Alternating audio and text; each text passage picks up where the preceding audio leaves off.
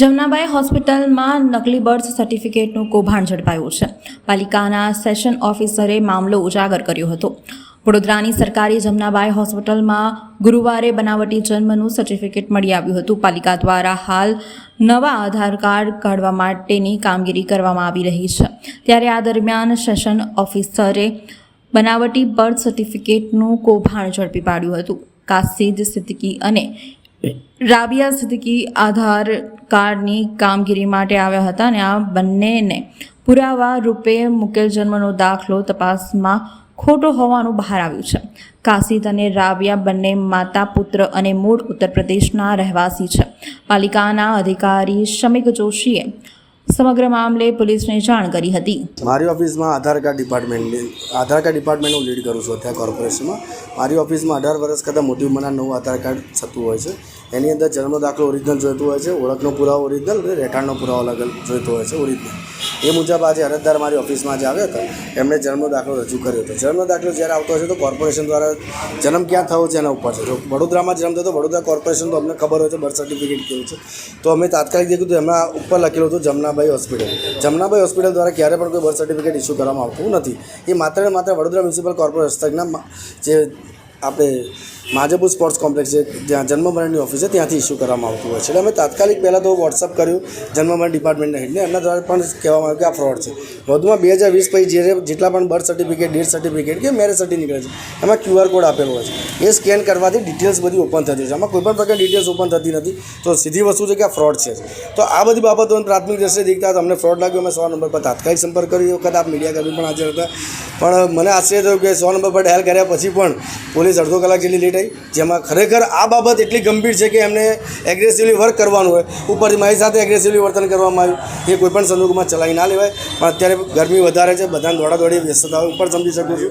બરાબર છે. હું રાતે 3:30 વાગ્યા સુધી ફિલ્ડમાં ફરનારો. હું છેલ્લા 168 દિવસમાં હું માત્ર 62 કલાક ઊંઘું છું. કારણ કે assistant municipal commissioner south zone છું. રાત્રિ સફાઈમાં પણ સઘન કામગીરી અમે કરતા હોઈએ છીએ. દિવસે આધાર કાર્ડની કામગીરી કરતા હોઈએ છીએ. અમે સતત વ્યસ્ત છે. પણ જ્યાં પબ્લિકની સેફ્ટીનો વિષય છે, જ્યાં દેશની સેફ્ટીનો વિષય છે, તે અમે જાગૃત છે ને એના માટે સતર્કતાથી પગલાં ભરવા. આ અમારી પ્રિમાઇસ છે, આ પેલી પ્રિમાઇસીસ છે, આખી ભારતની પ્રિમાઇસીસ છે. ભારતના દરેકે દરેક નાગરિક જ્યાં ધારે ત્યાં ઊભો રહી શકે છે. એટલે ખોટાનો વિરોધ કરવા માટે અમે બંધાયેલા છે અને જીવ આપવા પણ તૈયાર છે. હું આપીશ. કેટલી ગંભીર વિષય, ખૂબ જ ગંભીર વિષય છે.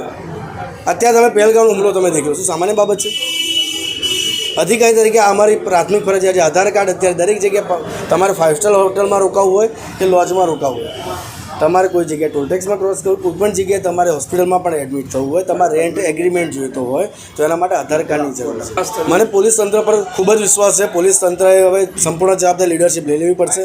ઊંડી તપાસ કરવી પડશે. અમારા હદ વિસ્તારમાં આવે છે કે નથી આવતું, એ બધી જે એમની જે કહેવાય ને પદ્ધતિ, એ પદ્ધતિમાં બદલાવ કરીને આખું દેશ આપણો છે અને એમાં પોલીસ તંત્રએ ખૂબ જ ઊંડાણપૂર્વક તપાસ કરીને કથિત કૌભાંડ અને કૌભાંડીકારીઓને પકડીને સખતમાં સખત સજા કરવી પડે. એક અધિકારી તરીકે એના કરતાં વધારે એક દેશના નાગરિક તરીકે મારી નમ્ર અપીલ છે પોલીસ તંત્ર હવે ફરિયાદ એમણે એમના તરફથી તરીકે દાખલ કરવી જોઈએ. આ કામના જે ફરિયાદી છે શમિક શાંતિલાલ જોશી, કે જેઓ વડોદરા મ્યુનિસિપલ કોર્પોરેશનમાં આસિસ્ટન્ટ મ્યુનિસિપલ કમિશનર તરીકે સાઉથ ઝોનમાં નોકરી કરે છે અને એમનું સુપરવિઝન છે તે વસ્તી ગણતરી તેમજ જે નવીન આધાર કાર્ડ બનાવવામાં આવે છે તેનું સુપરવિઝન રહે છે. આ નવીન આધાર કાર્ડ બનાવવાની કચેરી નવરંગ કોમ્પ્લેક્સની બાજુમાં આવેલી છે કચેરી. ત્યાં નવા આધાર કાર્ડ બનાવવા માટેની કચેરી છે. આ કામના જે આરોપી છે કાસિદ રશીદ સિદ્દીકી, કે જેને આધાર કાર્ડ બનાવવાનું હોય, એ પોતાના ડોક્યુમેન્ટ સાથે આજે લગભગ 11:15 કે 11:15 આજુબાજુ આ કચેરીમાં ગયો હતો અને તપાસ કરતા જે જન્મનું પ્રમાણપત્ર છે એ લોગો છે જમનાબાઈ હોસ્પિટલનો હોય. જે આસિસ્ટન્ટ મ્યુનિસિપલ કમિશનર છે એ ત્યાં વર્ષોથી ફરજ બજાવે છે એટલે એમને ખબર છે કે કઈ રીતે આ જન્મનું પ્રમાણપત્ર આપવામાં આવે છે. મોટે ભાગે જન્મનું પ્રમાણપત્ર છે તે કોર્પોરેશનની ઓફિસ દ્વારા અને ગ્રામ્ય વિસ્તારમાં તલાટી દ્વારા બનાવવામાં આવતું હોય છે. કોઈ પણ જે હોસ્પિટલ છે એ જન્મનું પ્રમાણપત્ર બનાવતી નથી, એમને ખ્યાલ હતો, જેથી કરીને એમણે એની વધારે તપાસ કરાવી. ત્યારે ખબર પડી કે ભાઈ આ રીતે અમે કોઈ પણ જન્મનું પ્રમાણપત્ર બનાવતા નથી. એને આધારે તેમણે પોલીસના 100 નંબરમાં ડાયલ કર્યો હતો અને એ ફરિયાદ માટે છે તે રાવપુરા પોલીસ સ્ટેશનમાં આવેલ. રાવપુરા પોલીસ સ્ટેશનના જે સ્ટાફ છે, પીઆઈ છે અને એમનો સ્ટાફ તરત જ હરકતમાં આવેલ હતો અને જે ફરિયાદી છે એમની ફરિયાદ તરત ડ્રાફ્ટ કરીને તરત જ આ જેમણે રજૂ કર્યું હતું કાશી રશીદ સિદ્દીકી કે જેઓ અત્યારે Vadsar GIDC bank of Baroda માંજલપુરના રહેવાસી છે.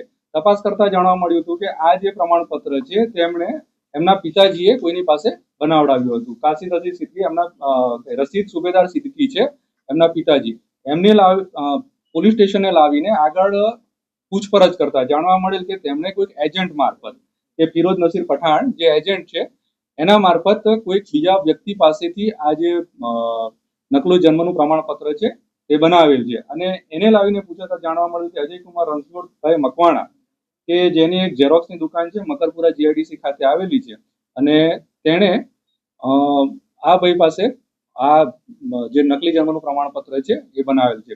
આ ચારે ચાર માણસો છે એને અમે પૂછપરછ માટે લાવેલ હતા અને આગળની કાર્યવાહી છે એ ચાલુ છે. અજયકુમાર રણછોડભાઈ મકવાણા. અજયકુમાર રણછોડભાઈ મકવાણા. અત્યાર સુધી પૂછપરછમાં હજુ પૂછપરછ ચાલુ છે અને એક્ઝેક્ટ આંકડો છે એને કોઈ પણ આપેલ નથી કે અમે આટલા બનાવેલા છે. હજુ એની પૂછપરછ અમારે ત્યાં ચાલુ છે. પણ નકલી બનાવે તો ખબર હતી એના પિતાને, કાશીદના પિતાને? કાશીદના પિતાને એને આધાર કાર્ડ કઢાવવા માટે જન્મનું પ્રમાણપત્ર જરૂરી હોય અને મૂળ છે યુપીના રહેવાસી હોય એટલે એને ખ્યાલ તો હતો જ કે આ નકલી બનાવે છે એટલે જન્મનું પ્રમાણપત્ર એને જોઈતું હતું અને આધાર કાર્ડ માટે જરૂરી હોય એને ત્યાંથી એ બનાવેલું હતું. તમામની ધરપકડ થઈ ગઈ ચારે ચાર? આ તમામની ધરપકડ.